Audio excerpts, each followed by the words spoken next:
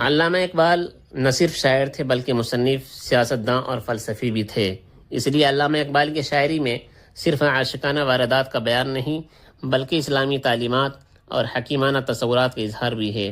علامہ اقبال استاذ میر حسن سے شاعری کی تربیت لی، پھر داغ دہلوی کو 1894 عیسوی میں شاعری کے لیے استاذ بنایا۔ 1895 عیسوی میں لاہور کے ایک جلسے میں یہ شعر پڑھ کر علامہ نے داد تحسین حاصل کی۔ وہ شعر یہ تھے: موتی سمجھ کے شان کریمی نے چن لیے قطرے جو تھے میرے عرق انفعال کے۔ علامہ کی شاعری کو سمجھنے کے لیے ناقدین و ارباب ادب نے ان کی زندگی کے 3 ادوار کو شمار کیا ہے۔ ہر دور میں ان کی شاعری کا موضوع اور اسلوب الگ نظر آتا ہے۔ اقبال کی شاعری کا پہلا دور آغاز سے 1905 عیسوی تک ہے۔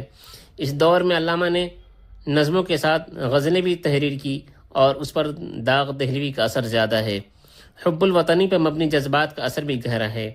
اس دور میں علامہ نے اہم نظمیں لکھی۔ ان اہم نظموں میں ہمالہ، نیا شعلہ، بچوں کا قومی گیت، ترانہ ہندی، تصویر درد وغیرہ اس دور کی مشہور نظمیں ہیں۔